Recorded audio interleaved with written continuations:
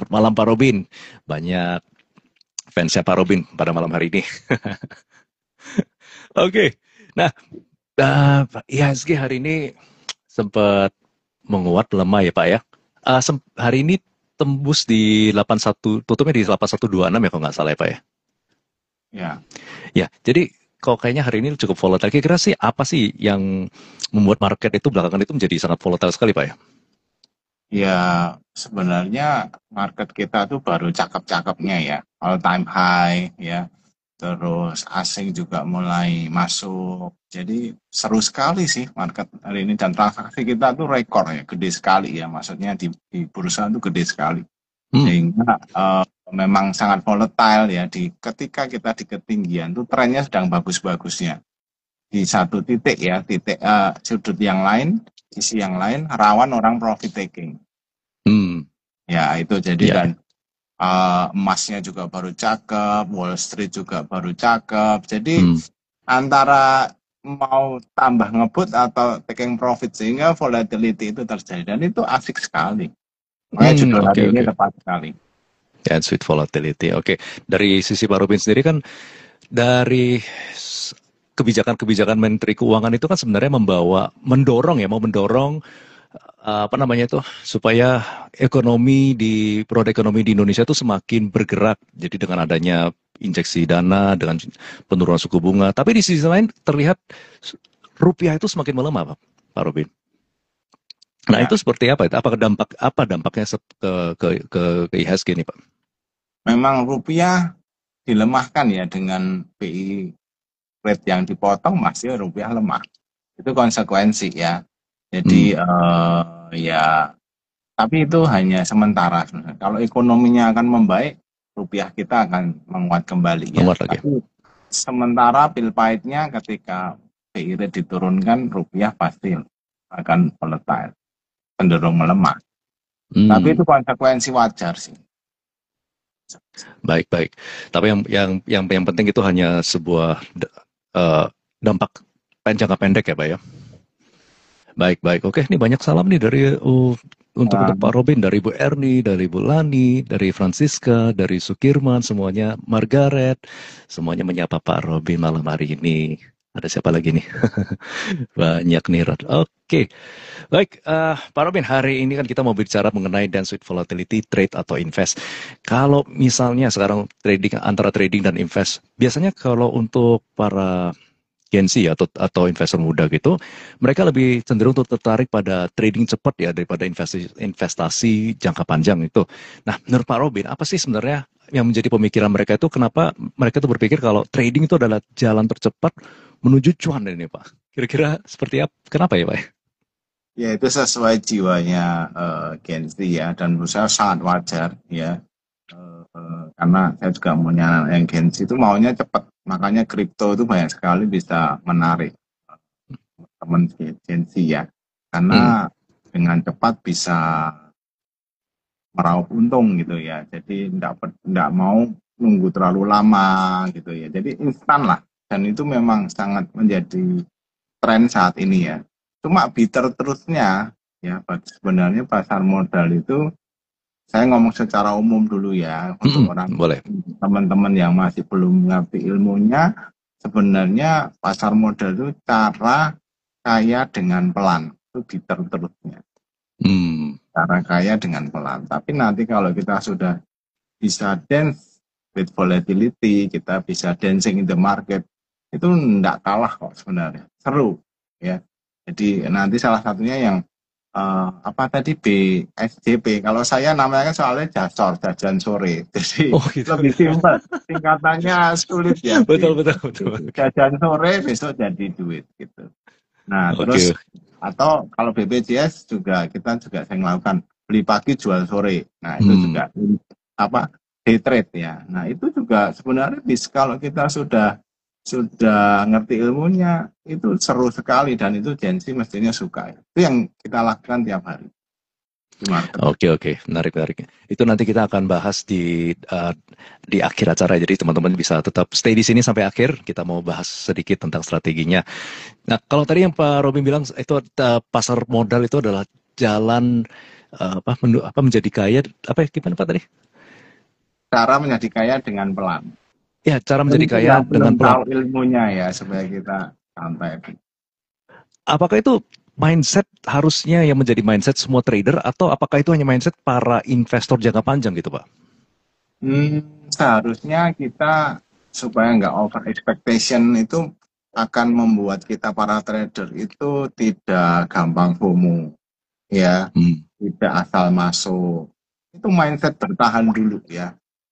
Apa money will follow kok. Kalau teman-teman bertahan, nggak tahu ilmunya itu sebenarnya kita akan lebih cepat daripada Anda buru-buru tapi asal masuk. Nah, akhirnya begitu kita sudah mulai tahu modal sudah habis. Ya, jadi Oke. saya sudah terus. Jadi bertahan dulu ya. Saya ngomong kita harusnya terusnya kita ngomong dulu ini cara kaya dengan pelan sampai aku tahu bisa dancing in the market. Oke. Jadi untuk merubah itu kira-kira perubahan mindset apa saja yang perlu mereka lakukan itu, Pak? Yang pertama selalu lindungi modal, ya, selalu Hmm. lindungi modal sehingga kita akan terhindar dari namanya FOMO, ya toh. Yang kedua jangan juga kepikiran bahwa wah aku ketinggalan ini, kita kecewa ya kan. Kita akhirnya kita misalnya kita melihat saham ini bagus, tapi kita nggak berani, kita lihat itu berisiko dengan perhitungan fundamental atau perhitungan teknikal, Hmm. tapi dia ternyata lari terus kita kecewa. Nah itu selalu ada kereta cuan yang lain, banyak sekali. Jadi Oke. jangan apa, wah kesempatan nggak datang, enggak. Di pasar modal itu kesempatan itu ada hampir setiap waktu ya. Even market turun aja kita tetap bisa untung. Nah teman-teman yang di YB Solo pasti sudah merasakan waktu turun-turun kita tetap masih bisa untung. Kalau market Oke. bagus ya kebangetan nggak Makin untung. untung ya. Ya, Oke, oke. Apalagi kalau misalnya di sosial media gitu langsung banyak yang flexing mengenai saham-saham tertentu itu kan jadi semakin waduh, kesel sekali kalau ketinggalan atau ya. Oke, jadi pertama lindungi modal dan juga jangan FOMO ya. Ini adalah nasihat yang baik sekali. dan satu lagi Pak Raymond, itu Mm-mm. kita tuh di market itu bukan bertanding antar trader. Kita compete dengan diri sendiri. Pak Raymond mau untung 1 miliar, saya untung 100 juta ya nggak apa-apa. Jadi bukan Pak Raymond lebih pintar gitu, tapi saya mau menjadi Robin yang lebih pintar dari sebelumnya. Itu mindset itu Hmm. diulang terus. Karena orang Hmm. yang teman-teman mungkin salah satunya kita tuh di episode jarang sekali pamer ya, karena saya ngomong Hmm. kita solo aja. Kita bukan Oke. compete dengan orang lain. Kita compete dengan diri sendiri, Ya, menjadi trader yang lebih baik. ya, ya. That's good, that's good, that's good. Kita compete dengan diri kita sendiri ya. Jadi kita harus invest ke diri kita sendiri juga ya Pak ya. Jangan cuma ikut-ikutan stock pick dari grup So, lain atau dari orang lain itu aja ya. Ya, ya. Nah, tapi yang jadi pertanyaan juga banyak nih Pak. Kalau sebagai anak muda yang kita barusan memulai itu mungkin kita memulainya itu dengan modal yang terbatas ya Pak ya. Jadi sebenarnya berapa sih sebenarnya modal awal yang realistis itu untuk bisa belajar sekaligus kita bisa merasakan hasil itu dari pasar saham sendiri tanpa harus menunggu terlalu lama gitu Pak? ya sebenarnya ada proses belajar itu beda-beda sih, tapi kalau saya ngomong secara umum 10 juta itu sudah oke sih. Misalnya kita tiap bulan bisa untung 2% ya. Sorry, sebulan bisa untung 20%, 10% lah, 10% lah kata paling Hmm, paling hmm. 10% 1 juta. Ya lumayan. Dalam proses belajar ya. Ya itu Hmm. apa itu nanti lama-lama meningkat itu, kalau kita 1 juta ya nanti setahun ya udah lumayan kan, apalagi nanti kita gulung keuntungan itu nggak diambil semua ya. Itu 10 juta itu bare minimum yang mungkin sebaiknya, tapi kalaupun kita cuma punya uang terbatas 5 juta 3 juta ya nggak apa-apa, tapi Anda harus tahu bahwa Anda modal segini jangan cepet-cepet gitu ya, karena Hmm. begitu kita diburu-buru, kita Ya, harus segera, apalagi ini uang bayar kos, uang kuliah ya jangan. Kita akan oke. mindsetnya rusak. Atau Oke, duitnya teman kita, kita mainkan, itu mentalnya beda sekali. oke, oke. Berarti yang pasti harus uang dingin. Nah, yang pertanyaannya gini Pak, kalau misalnya kecil orang, apakah tuh masih perlu money management atau all in Pak gitu? Karena kecil gitu kan, kalau money management katanya nggak berasa, kalau all in tuh lebih berasa gitu Pak. Tetap. Karena kita tuh melatih setiap hari money management. Ketika kita uang besar pun kita nggak akan gagap. Ya, karena kita kalau biasa all in itu mungkin katakanlah sekali benar, wah lipat. Dua kali benar, wah lipat. Begitu Anda kalah, selesai. Dan itu Oke. bukan uangnya ya. Kalau saya ngomong mentalnya, nanti Anda akan menyimpulkan lah, oh trading itu atau investasi itu gambling. Nah, Hmm, padahal salah kita dalam melatih dari uang kecilnya tetap money management ya. Dan saya tidak percaya dengan satu kali peluru gitu loh. Walaupun hmm, itu kalau dapat ya lumayan, tapi saya lebih masuk bertahap. Peluru satu, peluru dua, peluru tiga, gitu. Pelan-pelan aja. oke, Money will follow. Fokus pada trading yang benar dulu. Ya, oke, jadi itu yang saya namakan cara kaya dengan pelan dulu. Nanti oke. tiap hari itu kita bisa kok. Jadi sebenarnya teman-teman untuk cari uang, kita sering ngomong kita cari uang jajan, uang nasi kuning, uang bakso. Itu tidak sulit dengan Baik, jasor tadi. baik. Apakah itu berarti dengan modal yang bare minimum itu, yang tipis ya misalnya, apakah lebih cocok untuk trading atau juga bisa untuk investasi jangka panjang, Pak? Hmm, ya tetap dari awal tuh saya menyarankan dibagi ya. Secara umum tuh 50% tuh untuk invest ya. Mungkin 30%-nya itu untuk swing. Nah, 20%-nya kita untuk scalping. Itu dari kecil dulu. Nanti keuntungannya kan ini dari paling berisiko ya. Jadi scalping, swing, terus invest. Keuntungan dari scalping ini sebagian nanti kita masukkan ke swing. Swing keuntungan kita masukkan ke invest. Itu aja terus. Hmm, Jadi kan lama Pak. Ya nanti kalau Anda udah menguasai tiga ini otomatis akan cepat. Ya, jadi nggak usah buru-buru maunya semua all in scalping. Nah, itu Anda ini karena pasar modal itu sebenarnya didesain ya to be the truth bahwa itu tuh sebagian besar tuh against kecenderungan kita. Ya, jadi makanya kita gampang FOMO.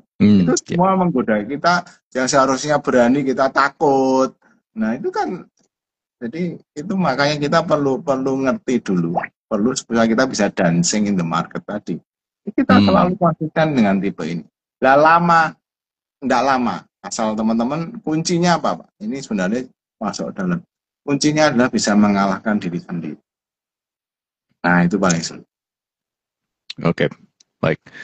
Jadi menurut Pak Robin, kira-kira apa yang menjadi satu aturan atau golden rules ya, yang harus dimiliki oleh setiap trader yang nggak bisa ditawar tuh Pak? Ya itu. Nanti mengalahkan diri sendiri. Ya. Mengalahkan diri sendiri ya. Jadi kalau kita saya dari dulu waktu awal ya saya mau trading, saya cari kriteria masuk itu sampai saya tulis ya. Mungkin katalah kita technical ininya harus ini harus ini. Terus analisa money flow-nya ini oke ini oke. Kalau ada satu poin aja yang tidak sesuai dengan rule saya tidak akan beli. Oke. Nah, konsisten seperti itu terus menerus nanti sekali benar Anda akan mendapatkan saham yang bisa Anda gulung. Karena kalau kita semua semua scalping, kita targetnya kan kecil, kita Hmm, jual. Nah, sedangkan yang harusnya masih bisa di keep ke swing, Anda nggak dapat apa yang diinvest ya. oke. Ini dari L Trader bertanya, misalnya Pak Robin sudah punya sebuah conviction yang sangat besar di suatu emiten, masih tetap pakai peluru 1, 2, 3 atau all in? Tetap peluru 1, 2, 3. Tetap ya. Nah, karena bagaimanapun eh, kita sebenarnya nanti di kesimpulan ya. Saya selalu ngomong ada satu think probability. Ya, nah ini nomor satu dulu. Kita tetap harus tidak boleh yakin 100%. Market tuh kalau Anda yakin itu kan jadi overconfidence ya, betul nggak? Hmm, Nah itu bisa. Bukan nggak harus confident, tapi kalau sudah mulai melebihi over, market akan mendidik Anda dengan sangat mahal. hmm.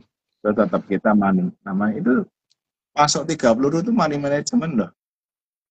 Oke, baik. Jadi yang kita bisa lakukan itu adalah kita mengurangi ya probabilitas untuk saham itu menjadi turun atau rungkat ya. Kita tetap tidak ada 100% ya Pak ya untuk bisa benar-benar. Oke. Jadi kalau di saat kondisi global seperti sekarang ini Pak, apakah masih ada yang disebut dengan investasi yang aman? Dan kalau ada itu seperti apa sih bentuknya gitu Pak? Ya sebenarnya kayak kita ngomong semua profesi, semua bisnis ada risiko ya, tetap ada Hmm. risiko. Sebenarnya kalau aman tuh jauh lebih aman di pasar modal sih dibanding instrumen aneh-aneh yang lain ya. Maksudnya aman tuh misalnya dibanding obligasi jelas lebih aman obligasi. Tapi kan antara risk dan rewardnya itu masih menarik itu di pasar modal. Hmm. Tapi kalau dibilang aman 100% enggak ada. Ya, tapi kita sudah dengan money management, kita sudah dengan manajemen portofolio, kita tahu belajar mengenai money flow, tahu fundamental, Hmm. ya seharusnya sih cukup aman gitu ya dalam aman dalam tanda kayak misalnya ya kita naik pesawat. Cuma 100% aman juga nggak mungkin, tapi aman dari statistik itu jarang kecelakaan. Jadi Hmm. menurut saya aman sih asal anda tahu gitu ya gimana kita misalnya waktunya kita salah analisa kan kena titik cut loss ya kan loss. Tapi kalau Oke. kita ngomong aman biarin turun turun turun kita kan tahan menderita tidak tahan cuan kan, jadi ya akhirnya jadi nggak aman Oke. gitu. Di Indonesia itu ada nggak sih Pak saham-saham yang bisa dipegang secara benar-benar jangka yang panjang sekali gitu, 10-15 tahun gitu, ada nggak sih Pak? banyak banyak Banyak ya? sekali. Justru investasi itu kalau saya ngomong invest itu minimal 5 tahun, 5-10 tahun. Dan logika sederhananya sebagai pebisnis adalah ketika kita punya perusahaan atau bisnis, ketika bisnis kita itu untung terus, rajin membagi dividen, ya, masuk kita jual, enggak? Masuk akal enggak? Oke, ya. Seharusnya ya pegang, itu banyak sekali saham Indonesia yang masih kasih dividen, fundamental oke. Seharusnya itu Anda keep. Karena pengalaman saya, ya kita udah dapat backer nih, ya kan multi backer. Terus kayaknya udah ketinggian nih, gitu kan kita merasa udah cuan Hmm. banyak. Saya tak beli yang masih potensi, gitu kan. Kan uang kita terbatas nih Pak. Kalau uangnya nggak Hmm. terbatas sih nggak masalah ya, karena uang kita terbatas, kita jadi tergoda untuk mengambil yang masih murah. Dalam tanda kutip yang Betul. ilmu kita fair value atau apa, kalau saya kan nilai bisnis. Nilai bisnisnya masih murah nih. Terus kita mulai jual, udah baker, udah selesai. Anda yang baker yang saya jual ini, tambah baker, sedangkan ini nunggu lagi another Hmm. 5-10 years, karena Ya, investasi untungnya belum tentu di tahun pertama, betul. bisa jadi tahun kelima baru Hmm. orang tahu bahwa saham ini bagus. Kalau Pak Robin sendiri, apakah ada yang investasi jangka panjang atau semuanya trading Pak? Oh pasti ada jangka panjang, Pasti ada nanti ya. tinggal diwariskan ke anak-anak. Pokoknya yang Oh, bisnis oke, bagus itu oke, oke. itu yang harus kita pegang. Karena kalau Hmm. Anda tidak percaya investasi, Anda percaya Hmm. trading doang, itu jadi serba apa ya? Mendingan ke kripto sih, ya kan? Jelas-jelas trading semua. Ya walaupun kripto itu, kalau saya percaya kripto itu masih another asset class, ya. Hmm. Jadi untuk hedging seperti kita kayak kita punya emas batangan itu kan kalau sampai semua nggak punya harganya, ini kita masih punya harta ini, gitu kan. Tapi untuk bisa kaya lipat-lipat, nah sebenarnya di pasar modal. I see. Oke, oke. Jadi kalau teman-teman yang di sini lebih prefer trading atau investasi jangka panjang nih. Oke, nah kalau di kondisi perekonomian sekarang yang seperti sekarang ini Pak, atau mungkin bagi orang yang mau mulai dari sekarang, sektor atau tipe saham apa ya Pak sebaiknya kita hindari untuk kondisi saat ini ya Pak ya?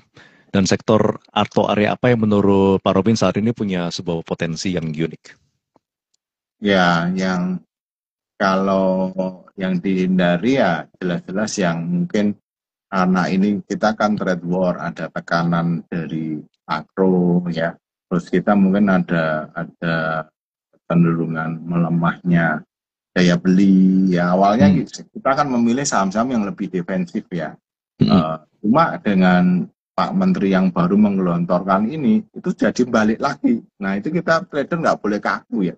Kalau saya sekarang yang dihindari adalah saham-saham yang nggak fundamentalnya nggak tahu gimana ya itu jelas kita hindari apapun jangan oh sektor ini. Nah kalau sektor yang dihindari sektor yang sudah sunset sih bisnis yang sudah sunset sebenarnya bukan Oke. sektor.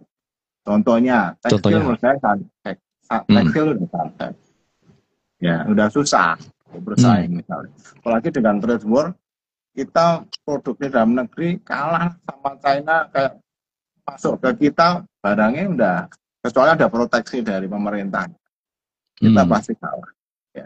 Terus yang dihindari itu terus yang menurut saya yang ekspansinya itu sudah terbatas ya biasanya saya ngitung gini mungkin katakanlah satu bisnis yang kayaknya sih sudah mature ya kan kalau kita baru mulai invest ya hasilnya pasti gitu-gitu bukan jelek ya tapi hasilnya Oke. gitu-gitu itu yang masih akan eksponensial ya kayak Oke. zaman dulu saya contoh aja dulu tuh saya melihat satu bisnis yang menarik ya waktu itu ini emitennya menjual lakban waktu itu belum ada e-commerce gitu ya baru mulai dikit-dikit wah ini pasti nanti kalau zamannya mendatang tuh semua ngirim pakai lakban kan kita beli saham yang gitu yang kita invest waktunya sudah boom ya tinggal kita nonton apakah dijual nah itu contoh saya tadi yang saya jual akhirnya lebar-lebar naik ya jadi ya bisnis kita melihat itu seninya invest demikian. Oke. Jadi kita pelajarin juga ya, pelajarin bisnisnya, pelajarin makronya, kondisi saat ini seperti apa ya. Nah, ini ada yang bertanya Pak, ini dari Bagindo Sultan, apa kalau boleh tahu ya Pak ya, invest jangka panjang yang Pak Robin pegang itu apa aja nih Pak? Wah. Apakah bisa di spill atau sektornya aja nih Pak? Ya, kalau saya seneng yang ada unsur industrinya ya. Industrinya terus apa ya yang masih ada story mendatang banyak sih Pak saya invest cukup banyak beberapa emiten nggak cuma satu dua ya Oke. lumayan ya kalau invest kan tetap saya sendirikan itu ada beberapa yang sudah tinggal menunggu memetik hasil ada yang masih kita baru mulai ya kalau di skill jangan aja ya nanti nasabah saya aja saya nggak kasih clue cuma saya ngomong ini supaya apa sih karena teman-teman kalau Anda nggak tahu benar-benar mendalami, kita ngitung semua loh, tiap 3 bulan apa itu saya punya conviction, ya toh. Kalau saya ngomong ke Bapak nih, ke Pak Raymond, Pak beli saham ini, tanpa tahu reasonnya, saya cuma ngomong oh gini Pak bagus, turun sedikit takut nggak? Takut Pak. Kalau saya sudah ngitung sendiri, saya akan lebih. Saya pernah invest tuh turun 50%. Wow. Malah di average lagi Pak ya. Tapi kalau orang normal kan takut. Pak Raymond ikut saya ngomong, Pak Robin ini ngejak rungkat ini ya kan. betul Pak. Itu lipat-lipat ya kan. Betul. Saya yakin seyakin-yakinnya gitu nih. Oke.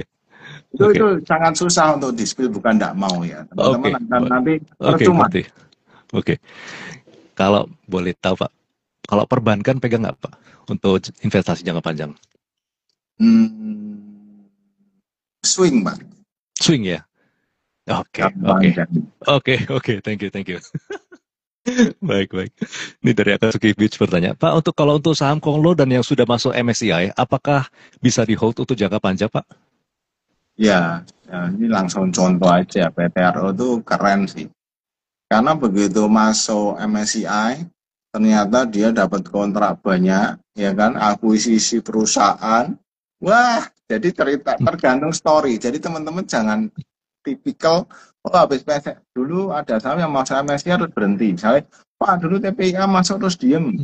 Hmm. Itu story-nya berbeda. Every event itu unik. Ya, jadi Bagi nggak Arto ya Pak ya. bisa. Nah, ada juga seperti Arto habis masuk terus nyungsep. Sebenarnya tergantung story. Nah, Iya, iya. kan apa kayak Arto gitu kan di saat suku bunga tinggi mana bisa berkembang.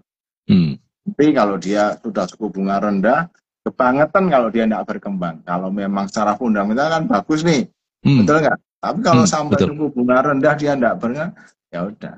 Apakah investasi bisa salah? Bisa. Nanti pasti kita sudah nunggu lama harus gimana Pak?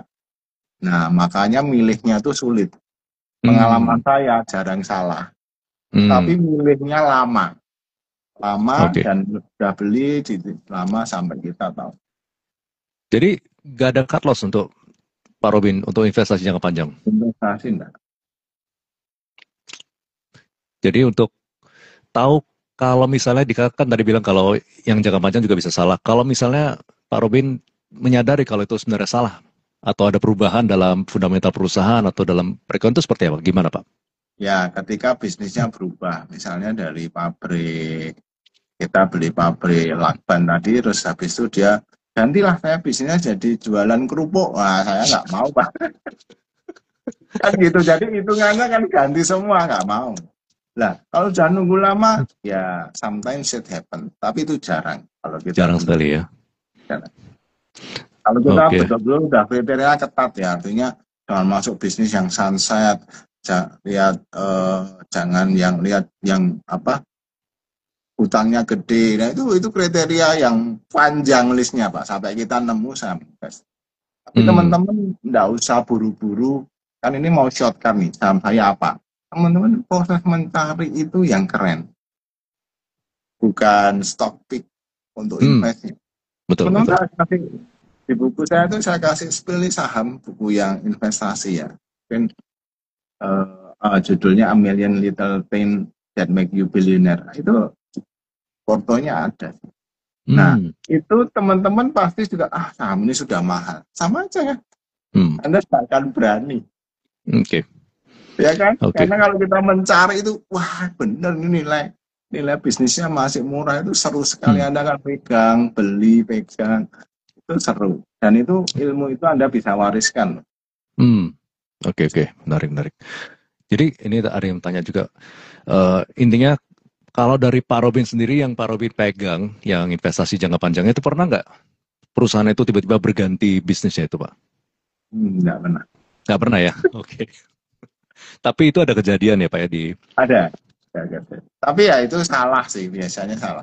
Misalnya tapi kalau diganti lebih bagus ya luar biasa. Misalnya Pani itu dulu perusahaan kaleng, jadi sekarang Pani ya bagus banget kan. Ya kalau perubahannya seperti itu ya oke Pak ya.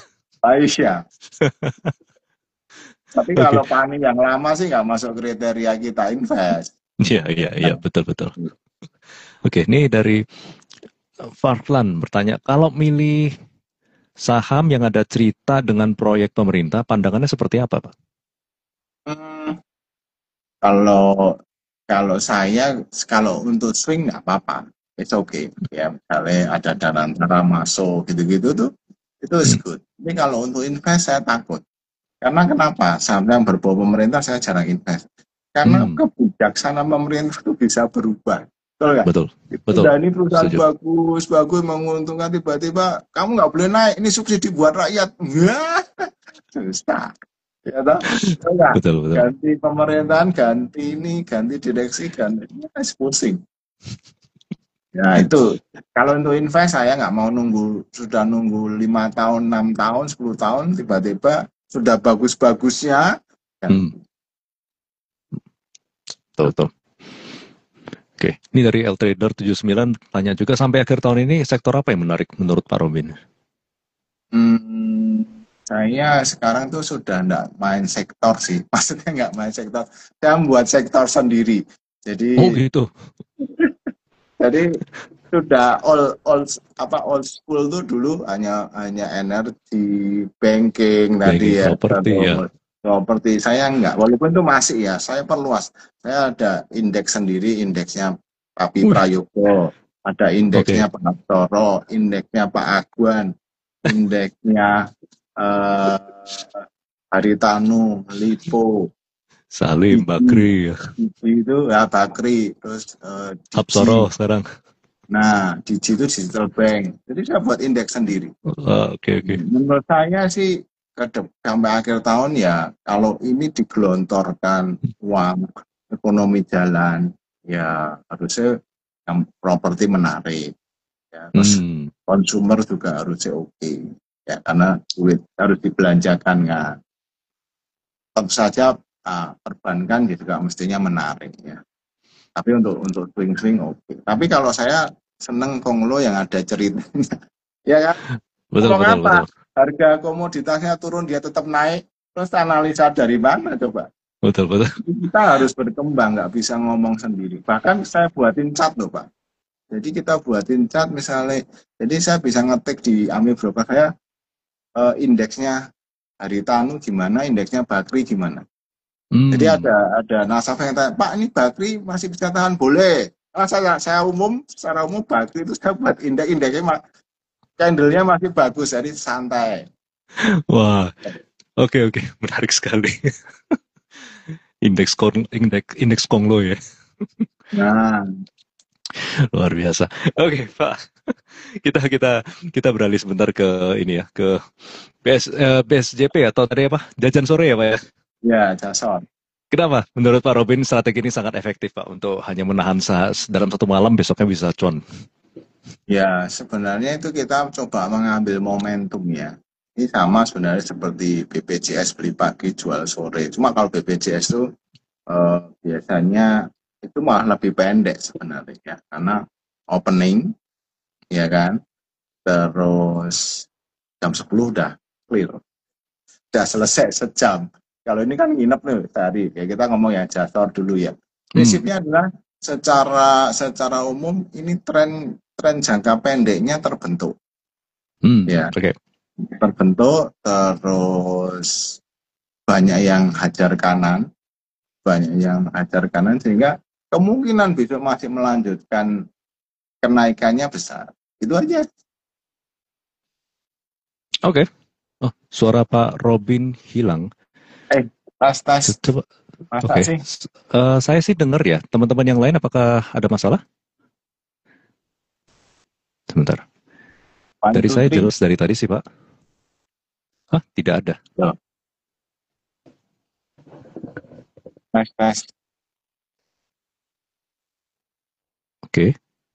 Dari tolong saya jelas soalnya nih, Pak. Ada suaranya. Berarti ada yang nggak ada ya. Ini aman. ya kok Suara orang saya juga nggak ada. saya biasanya gini cek sound di Samsu bukan 1 2 3 ya. Aman. Berarti ada yang aman, ada yang nggak aman ini suaranya. Oke, oke, oke. Oke, thank you teman-teman yang sudah respon. Oke. Berarti hilang semua suara. Makanya Oke, beli mungkin mungkin ya kalau yang hilang mungkin bisa coba di restart ya, restart Instagramnya.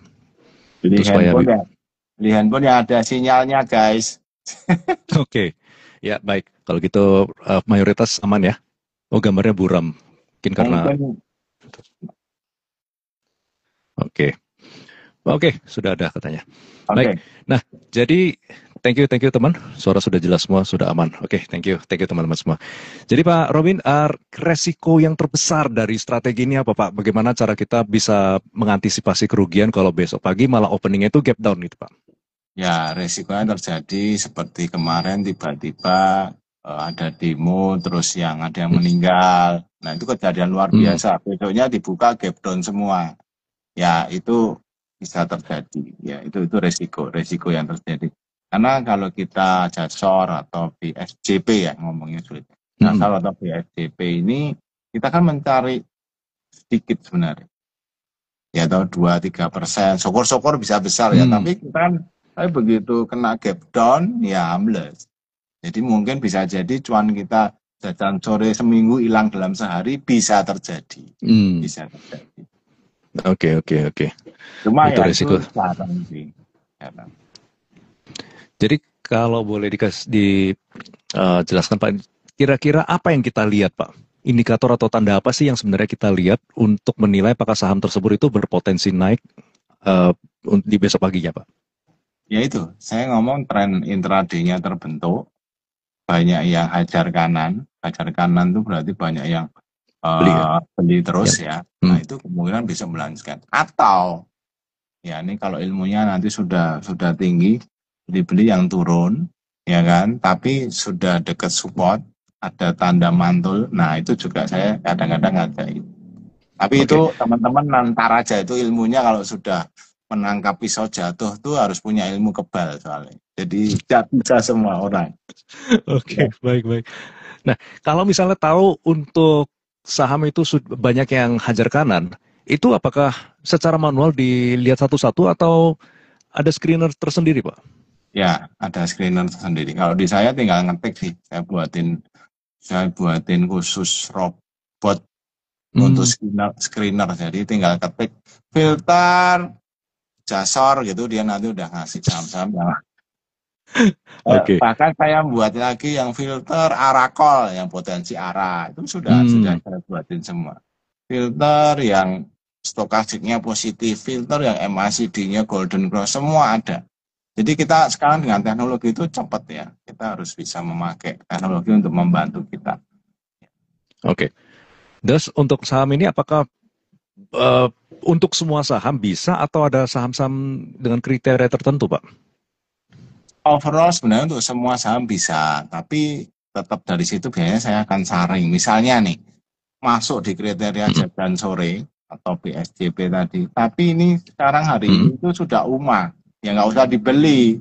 Besok masuk Hmm. penjara, ngapain? Gitu ya. Betul nggak?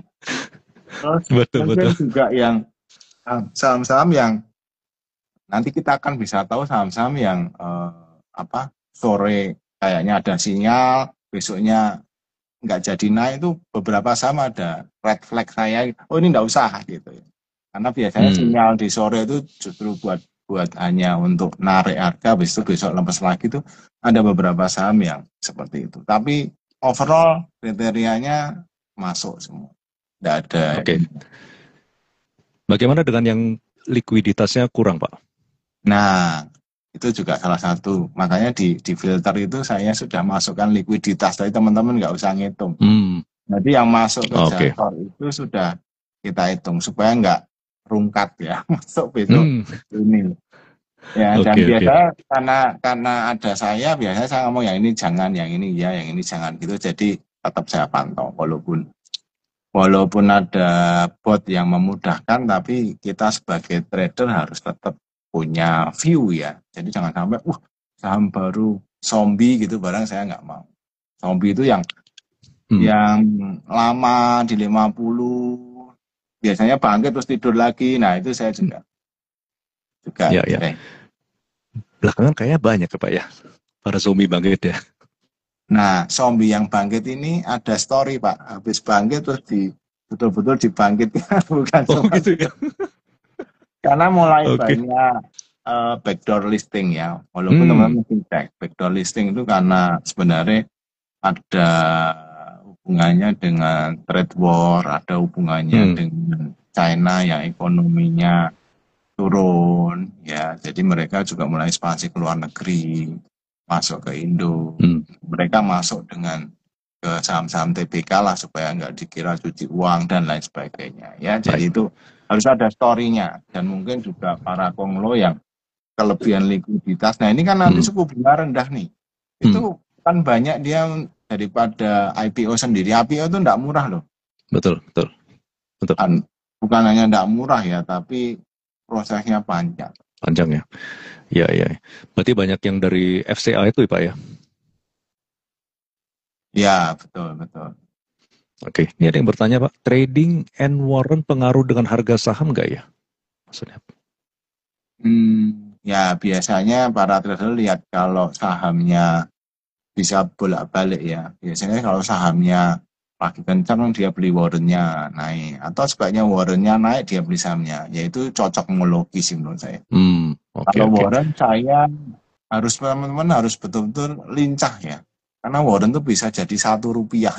Jadi Ya kalau Oke. belajar jangan yang itu, mendingan Oke. dagang sendiri. Baik.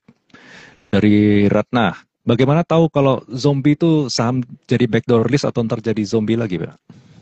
Ya memang harus harus dengan orang yang pengalaman di market. Itulah fungsinya saya dan teman-teman yang senior di YB untuk menjagain para nasabah jangan beli saham Hmm. yang zombie saja ya. Oke. Jadi harus Baik. ada mentor. Jadi Hmm. teman-teman jangan malu bertanya ya. Oh, Oke. ini apakah bahaya gitu boleh nanya. Oke. Jadi bagi teman-teman yang belum punya mentor bisa langsung kontak ke Pak Robin ya untuk menjadi mentornya. Oke, pertanyaan terakhir Pak. Apa nasihat yang bisa diberikan Pak Robin kepada para trader dan investor dalam menghadapi kondisi pasar saat ini, Pak? Ya, secara umum tuh serakahlah ketika harus serakah, takutlah ketika takut, harus takut ya. Itu gimana? Nah, memang harus teman-teman harus harus merasakan ya. Misalnya ini trennya bagus ya kita Hmm. berani. Trennya jelek, jangan sok berani. Ya intinya gitu aja. Sesimpel itu. Don't fight the trend. Nah, kalau Hmm. teman-teman saya misalnya kadang-kadang saya ngajak, oh ini ARB nanti mantul. Nah, itu karena pengalaman ya. Ya. Nanti teman-teman jangan mencoba menjadi lebih pinter dari orang lain, tapi menjadi pinterlah terhadap diri kita sendiri. Saya punya Oke. tiga moto, Pak. Think probability tadi ya. Hmm. Selalu Probability. berpikir untuk tidak ada yang 100%. Hmm. Saya pun juga masih kadang salah ya. Itu tetap harus ya, supaya kita nggak all-inan. Yang kedua, kalau sudah kita belajar, sudah tahu risiko, sudah ngerti lah money flow dan lain-lain, trade lah fearlessly. Jangan takut kalau memang sudah ini bagus semua. Jadi percuma kita tahu ilmunya tapi nggak berani kan. Hmm. Berani itu dalam Betul. arti berani masuk maupun berani cut loss. Jadi trade fearlessly. Yang ketiga, Hmm. live persistently. Jadi ya ini perlu perlu perlu kita untuk jangka panjang. Jadi jangan gampang menyerah. Jangan gampang menyerah. Kalau kita belum untung, jangan, oh temanku yang itu kok udah cepat sudah untung. Ini sekali lagi lomba dengan diri kita. Ya, jadi Anda harus punya persisten. Dan kalau Baik. begitu Anda sudah mengalahkan diri sendiri, ini pasti akan Anda dapatkan. Tiga Hmm. itu. Oke, oke. Wow, luar biasa sekali. Jadi tingkatkan probability ya untuk probability kemenangan kita. Yang kedua, trade fearlessly, miliki conviction kalau memang sudah waktunya masuk, masuk, kalau keluar, keluar, dan jangan pernah menyerah, terus persisten. Maka kita semua juga bisa menjadi berhasil di pasar modal ini. Oke, baik. Pak Robin, terima kasih sekali untuk bincang-bincang pada malam hari ini. Kita semua mendapat ilmu yang baru. Semoga teman-teman semua juga semakin ini ya, mendapat semua ilmu yang baru juga yang sangat penting dari Pak Robin. Oke, terima kasih sekali teman-teman sudah bergabung sampai malam hari ini. Terima kasih juga Pak Robin untuk semua insight yang diberikan kepada kita semua. Kalau begitu bersama dengan saya Raymond dan juga Pak Robin kita mohon pamitan terlebih dahulu ya. Sampai malam dan sampai jumpa semuanya. Salam cuan Oke, kotor. salam cuan semuanya. Thank you, Pak. Thank you.